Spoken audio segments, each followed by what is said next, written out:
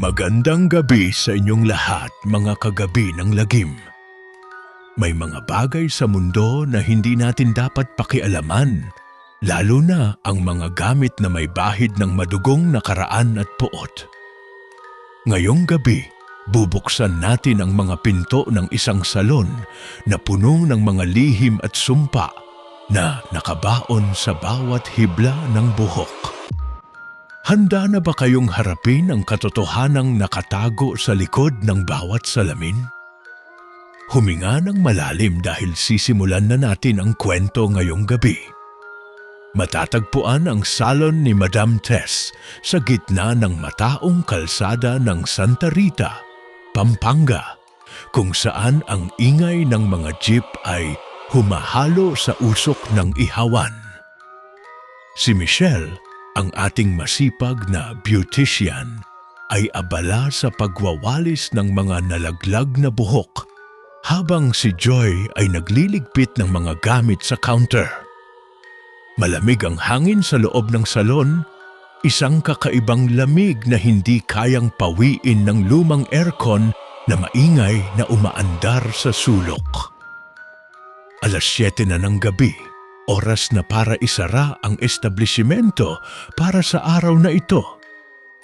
Biglang bumukas ang pinto kahit na maayos na itong nailak ni Joy kanina bago sila magsimulang magligpit. Isang babaeng nakasuot ng makapal na itim na bestida ang pumasok ng tahimik. Ang kanyang mukha ay nakayuko at natatakpan ng mahabang buhok na tila kulay abo. Hindi ito nagsalita.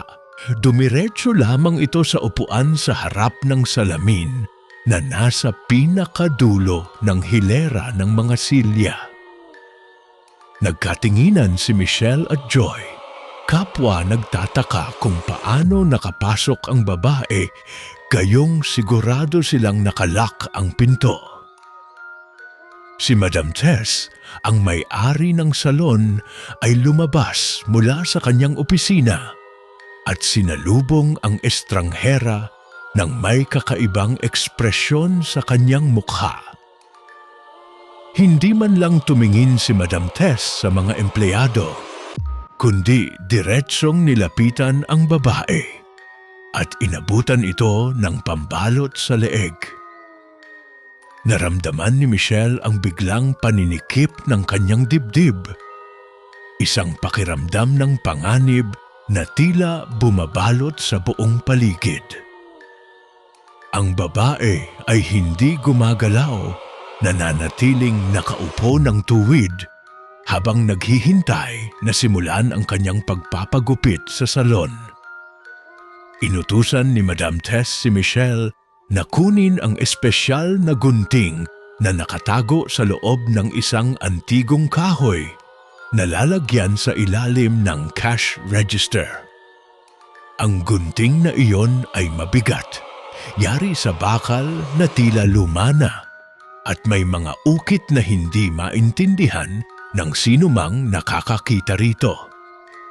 Habang hawak ni Michelle ang gunting, nakaramdam siya ng matinding init na dumadaloy mula sa hawakan patungo sa kanyang mga palad. Tila may buhay ang bakal at pilit itong kumakawala sa kanyang mahigpit na pagkakahawak habang naglalakad siya. Sinimulan ni Michelle ang paggupit sa mahabang buhok ng estranghera. Bawat snip ng gunting ay tila may kasamang ungol ng sakit na nanggagaling sa kung saan. Ang mga nalalaglag na hibla ng buhok ay hindi agad bumabagsak sa sahig, kundi tila humahaba at nagiging maliliit na daliri na gumagalaw ng kusa. Nakita ni Michelle ang refleksyon ng babae sa salamin. Ngunit nagulat siya nang makitang wala itong mukha. Isang blangkong anino lamang ang nakikita niya. Napatalon siya sa kinatatayuan at binitiwan ang hawak na gunting dahil sa matinding takot. Tiningnan ni Michelle ang sahig at nakita ang mga hibla ng buhok na nagsisimulang gumapang patungo sa kanyang mga paa.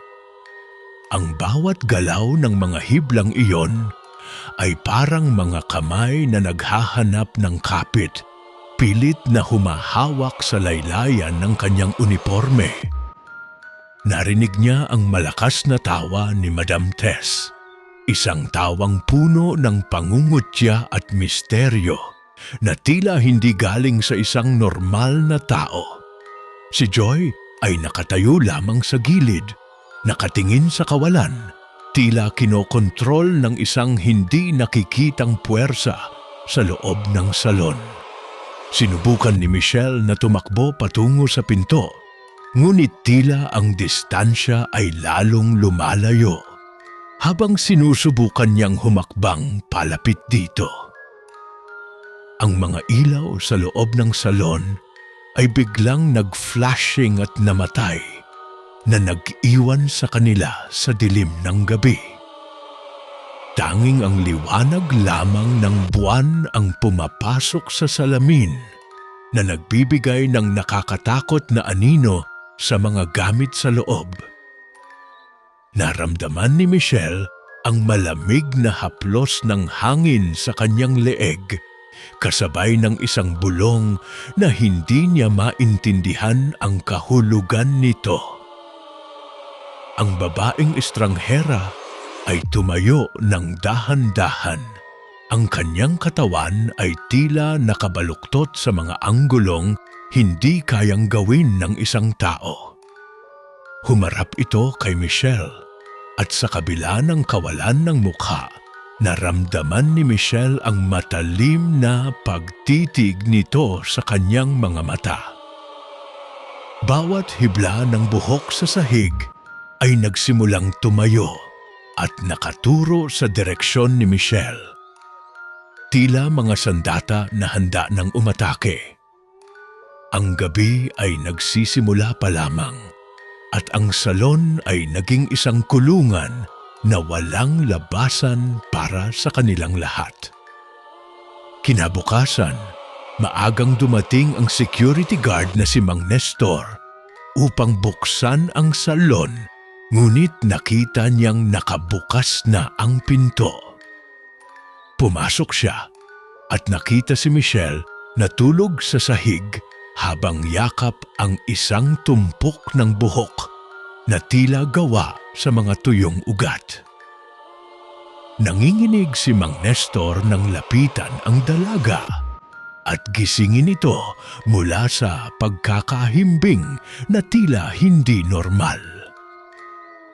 Nang magising si Michelle, agad siyang napasigaw dahil sa takot na naalala ang mga pangyayari kagabi na tila isang napakasamang panaginip. Tinawag ni Michelle ang electrician na si Mang Berting upang tingnan ang kuryente dahil sa mga nangyari noong nakaraang gabi sa loob ng salon. Habang nagkakalkal ng mga wire, nakita ni Mang Berting ang isang lihim na compartment sa ilalim ng sahig na malapit sa septic tank. Nang buksan nila ito, tumambad sa kanila ang isang kalansay ng isang babae na walang buhok at may hawak na kalawanging gunting.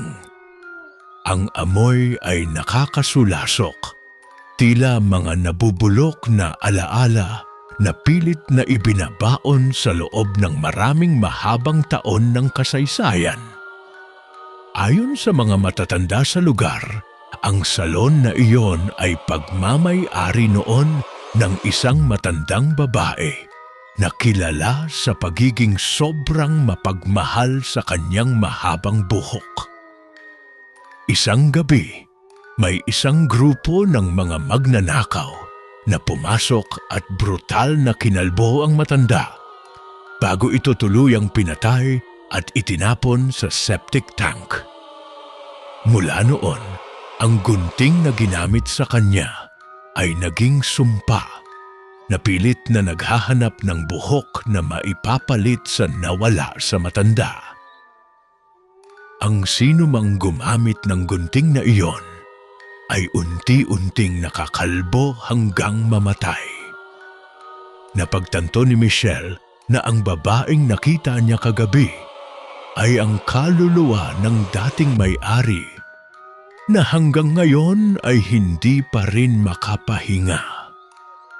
Ang bawat buhok na pinuputol sa salon ay kinukuha ng espiritu upang unti-unting buuin ang kanyang nawalang korona ng kagandahan. Si Madam Tess, nakasabwat ng sumpa, ay gumagamit ng mga empleyado upang patuloy na maglingkod sa pangangailangan ng espiritu. Kailangan nilang mahanap ang paraan para maputol ang sumpa bago pa sila tuluyang maging bahagi ng mga kaluluwang nakakulong sa loob ng salon na ito. Dumating si Client Rica, isang regular na kliyente na walang kaalam-alam sa mga nangyari sa loob ng salon noong mga nakaraang oras na lumipas. Gusto niyang magpa-haircut at magpa-treatment para sa kanyang tuyot na buhok na dulot ng araw. Si Michelle ay pilit na nagpapakita ng kalmado, bagamat ang kanyang mga kamay ay nanginginig sa tuwing lalapit siya sa mga kagamitan. Alam niyang kapag ginamit niya ang gunting na iyon kay Rica, magsisimula na naman ang siklo ng kamatayan na hindi nila matatakasan ng madali. Habang ginugupitan ni Michelle ang buhok ni Rica, biglang tumunog ang pinto at pumasok ang isang matandang kliyente na madalas pumunta sa salon. Ang matanda ay may dalang lumang larawan ng dating may-ari ng salon bago ito pinatay ng mga masasamang loob. Ipinakita niya ang larawan kay Michelle at bumulong na kailangan nilang ilibing ang gunting sa tamang lugar upang matigil ang sumpa. Ang mga salita ng matanda ay tila isang babala na hindi na dapat balewalain ni Michelle para sa kaligtasan ng lahat. Biglang bumukas ang pinto at pumasok ang isang delivery rider na may dalang order na pagkain para kay Madam Tess mula sa labas. Hindi nakita ng rider ang mga kakaibang pangyayari. Basta iniwan lang niya ang pagkain at mabilis na lumabas ng salon dahil sa kakaibang pakiramdam. Ang bawat minuto ay mahalaga at ang pressure ay patuloy na bumabigat sa balikat ni Michelle habang iniisip ang susunod na hakbang. Ang salon ay unti-unting nagiging isang bitag na pununo ng puot at hindi matapos-tapos na paghihiganti mula sa kabilang buhay. Kailangan nilang kumilos ng mabilis dahil nararamdaman na nila ang unti-unting paghina ng kanilang sariling buhok na nagsisimulang malagas ng hindi nila namamalayan. Ang bawat hibla na nalalagas ay simbolo ng kanilang buhay na unti-unting ninanakaw ng sumpa ng salon at ng espiritu. Kailangang hanapin ng barber na siyang unang nakahawak sa gunting pagkatapos ng krimen dahil siya ang may hawak ng susi sa pagtapos ng sumpa. Ang oras ay tumatakbo at ang dilim ng gabi ay muling bumabalot sa paligid ng salon. Tinawagan ni Michelle ang barber na si Mang Canor na nagtatrabaho sa kabilang kanto upang humingi ng tulong at impormasyon tungkol sa sumpa. Si Mang Canor, na matagal nang alam ang sikreto, ay nag-atubiling magsalita dahil sa takot na madamay sa sumpa ng gunting. Ngunit sa pagmamakaawa ni Michelle, unti-unti niyang ikinuwento ang mga detalye kung paano nakuha ng salon ang sumpa. Kailangan nilang ibalik ang gunting sa puntod ng dating may-ari at basbasan ito ng isang pari upang mawala ang sumpa. Habang nag-uusap sila, ang barber ay biglang nanahimik at napatingin sa pintuan ng salon kung saan isang babaeng kalbo ang pumasok ng dahan-dahan. Ang babae ay walang buhok, ngunit ang kanyang mga mata ay puno ng galit at pagnanais na makabawi sa mga taong nabubuhay pa. Ang mga hibla ng buhok sa sahig ay nagsimulang gumalaw ng mas mabilis, tila mga ahas na handang umatake sa sinumang makikita sa paligid. Si Joy, na nakikinig sa usapan, ay hindi mapigilan ang pagtili sa sobrang takot sa nakita. Sinubukan nilang harangin ang babaeng kalbo, ngunit tila ang hangin sa paligid ay naging napakabigat na mahirap kumilos ng maayos. Ang gunting na hawak ni Michelle ay biglang naging napakainit na kailangan na niya itong bitiwan sa sahig. Sa pagpagsak ng gunting, may lumabas na maitim na usok na bumalot sa buong salon na nagpadilim sa paligid ng higit pa sa normal.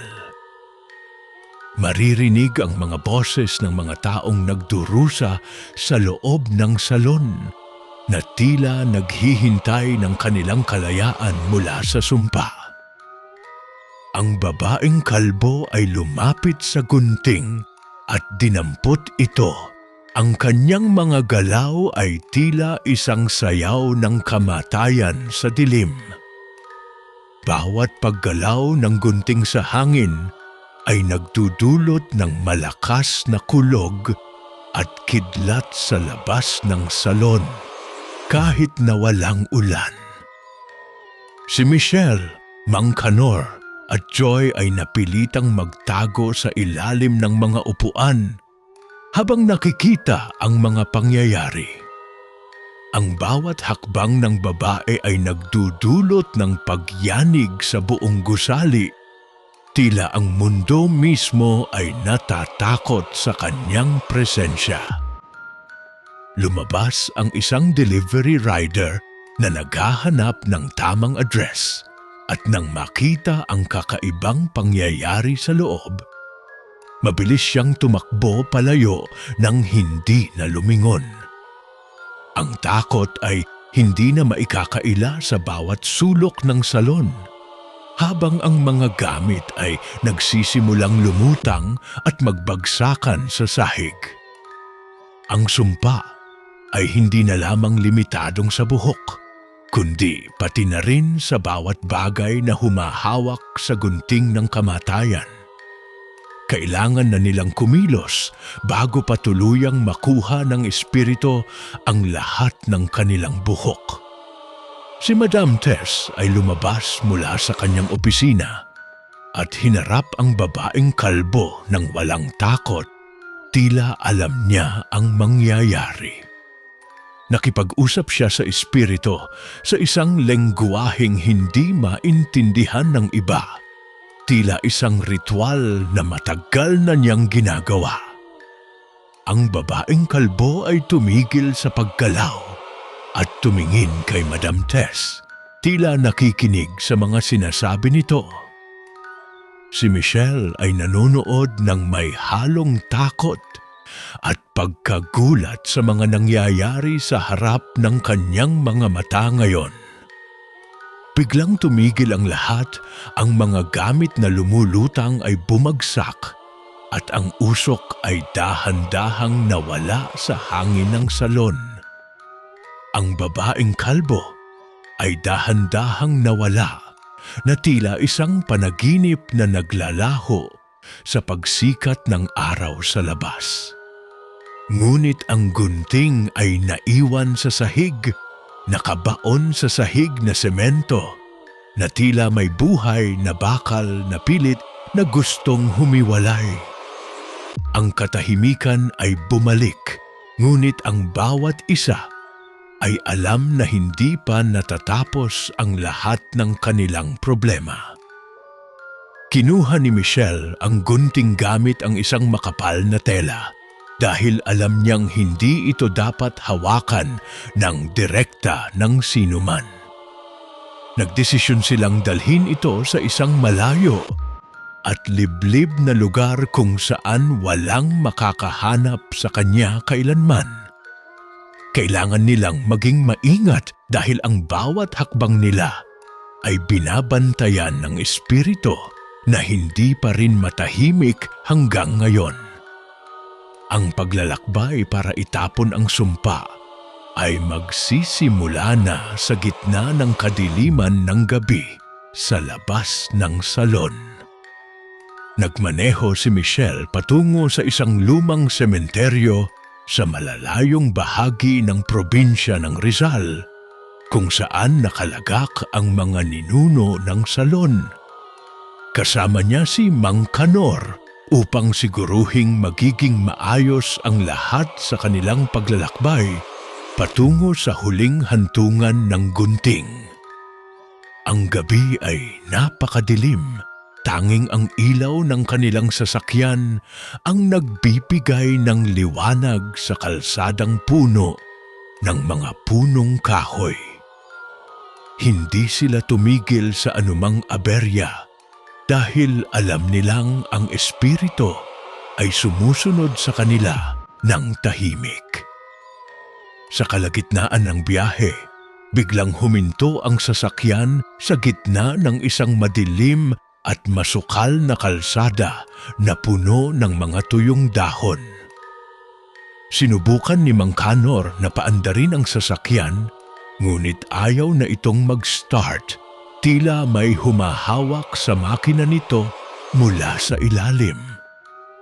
Nakarinig sila ng mga kalabog sa bubong ng sasakyan na tila may mga daliring kumakapit at kumakalmot ng malakas. Si Michelle ay napayakap sa bag na naglalaman ng gunting. Nararamdaman ang pag-init nito na tila isang buhay na nilalang.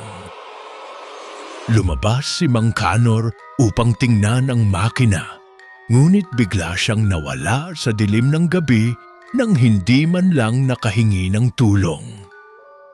Narinig ni Michelle ang isang malakas na sigaw ng isang lalaki na unti-unting humihina hanggang sa mapalitan ng katahimikan ng gabi. Natakot si Michelle na lumabas, kaya nanatili siya sa loob ng sasakyan habang nagdarasal para sa kaligtasan nilang dalawa.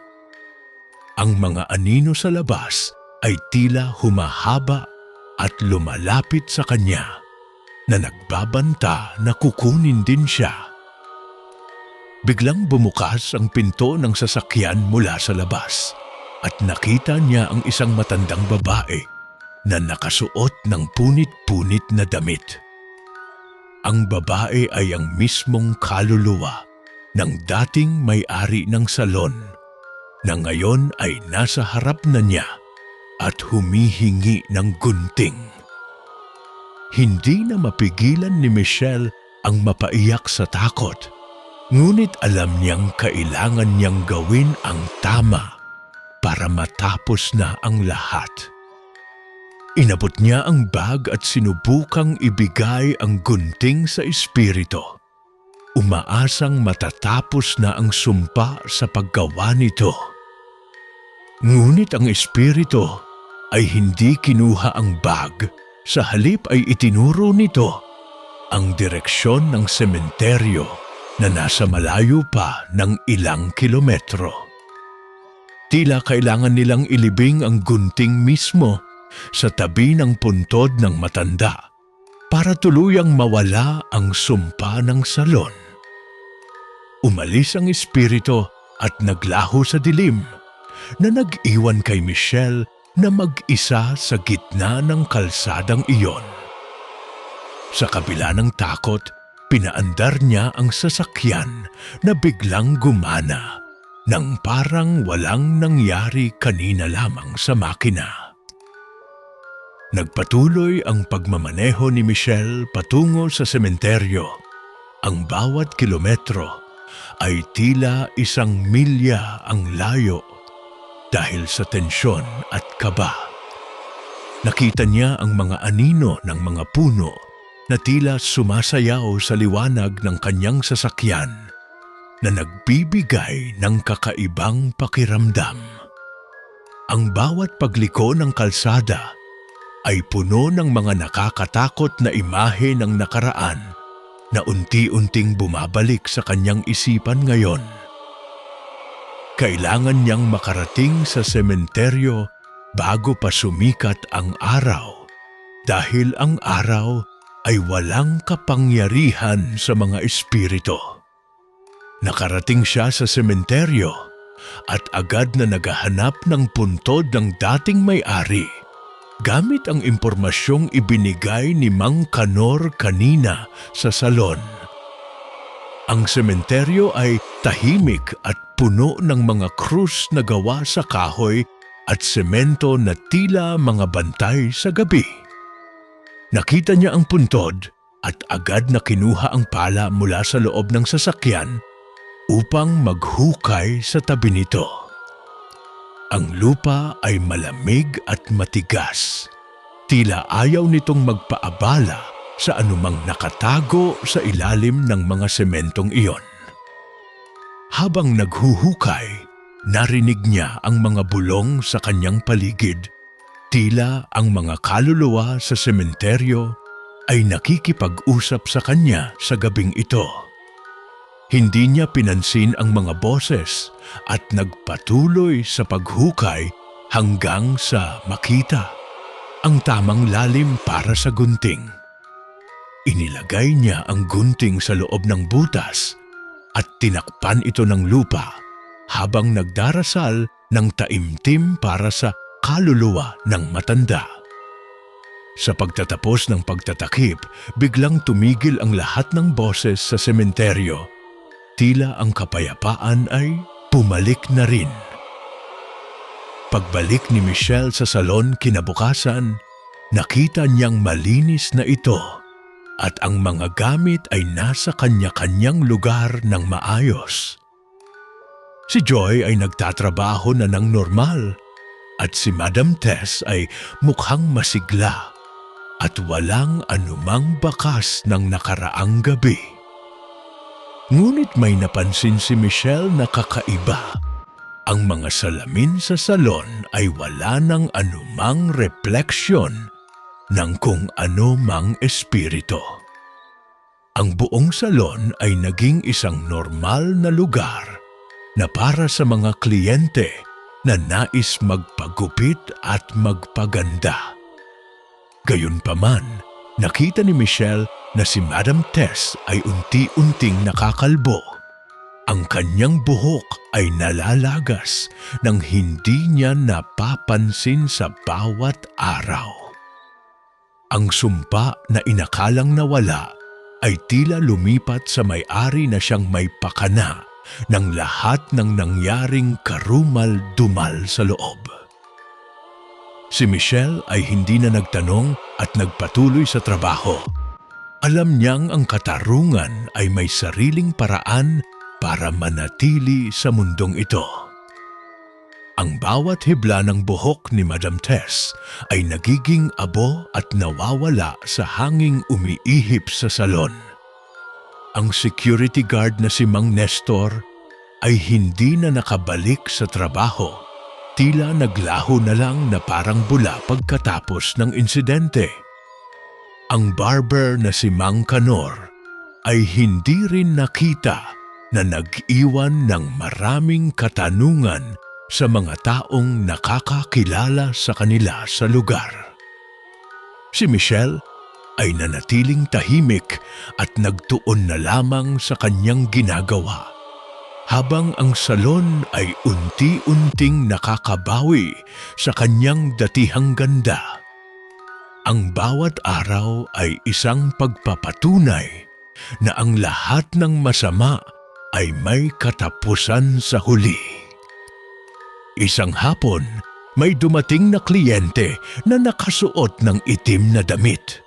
At sa isang sandali, natakot si Michelle na baka bumalik ang espiritu. Ngunit nang tumingin ang kliyente sa salamin, nakita niya ang kanyang sariling refleksyon ng malinaw at walang anumang bakas ng sumpa. Nakahinga ng maluwag si Michelle at nagpatuloy sa paggupit ng buhok ng kliyente nang may ngiti sa kanyang mga labi. Ang kapayapaan ay naramdaman sa buong salon. Tila ang sumpa ay tuluyan nang nalibing sa ilalim ng lupa. Si Madam Tess ay tuluyan nang nakalbo at hindi na lumabas sa kanyang opisina. Tila nahihiya sa kanyang hitsura sa harap ng publiko. Ang salon ay naging matagumpay muli at ang mga tao ay patuloy na pumupunta upang magpagupit at makipagkwentuhan sa mga empleyado. Si Michelle ay naging matagumpay na beautician at ang kanyang mga gawa ay hinahangaan ng lahat ng mga kliyente. Ngunit hindi niya nakalimutan ang aral na natutunan niya mula sa mga karanasang ito sa salon. Ang pagpapahalaga sa katotohanan at ang pag-iwas sa mga bagay na may madugong nakaraan ay naging gabay niya sa bawat hakbang. Ang salon na dati ay pinagmumulan ng takot ay naging tahanan na ng kagandahan at pag-asa para sa lahat ng pumupunta. Ang mga alaala ng nakaraan ay nananatiling aral na hindi dapat balewalain ng sino man, lalo na sa panahon ngayon. Si Michelle ay masaya na sa kanyang buhay, habang ang sumpa ay mananatiling nakalibing sa sementeryo nang hindi na muling makakagambala. Sa huling araw ng buwan, nagdesisyon si Michelle na umalis na sa salon at magsimula ng kanyang sariling negosyo sa ibang probinsya.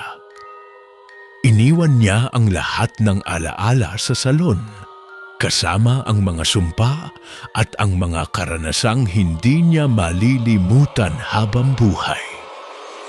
Habang naglalakad palabas ng pinto, lumingon siya at nakita ang isang babaeng nakasuot ng puti na nakatayo sa labas ng salon. Ang babae ay ngumiti sa kanya, tila isang pasasalamat sa pagtapos ng matagal na sumpa sa loob ng salon. Ang babaeng nakasuot ng puti ay unti-unting naglaho at si Michelle ay nagpatuloy sa kanyang paglalakbay patungo sa bagong simula sa kanyang buhay. Ang salon ay mananatiling isang bahagi ng kasaysayan na puno ng mga aral at mga lihim na hindi na dapat muling buksan pa. Diyan na nagtatapos ang kwento nating gabi at naway magsilbing babala sa lahat ang mga pangyayari na ating tinalakay sa gabi na ito. Tandaan natin na ang bawat gunting na may dugong nakaraan ay hindi dapat kailanman gamitin sa ating buhay. At diyan na nagtatapos ang kwento natin ngayong gabi, mga kagabi ng lagim.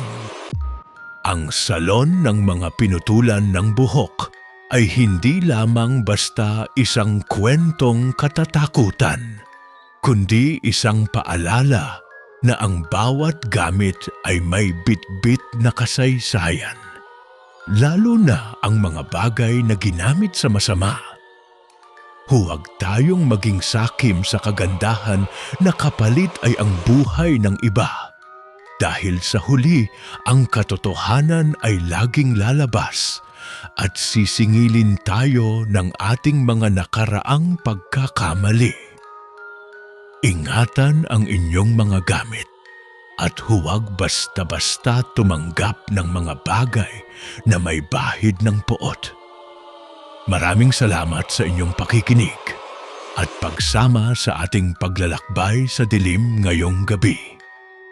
Kung nais ninyo pang makarinig ng mga ganitong kwento na magpapatindig ng inyong mga balahibo, huwag kalimutang mag-subscribe sa ating YouTube channel na Gabi ng Lagim at i-click ang notification bell para lagi kayong updated sa ating mga bagong upload. Hanggang sa muli nating pagkikita sa ating susunod na kwentuhan, manatiling matapang at huwag na huwag kayong lilingon sa dilim. Magandang gabi sa inyong lahat.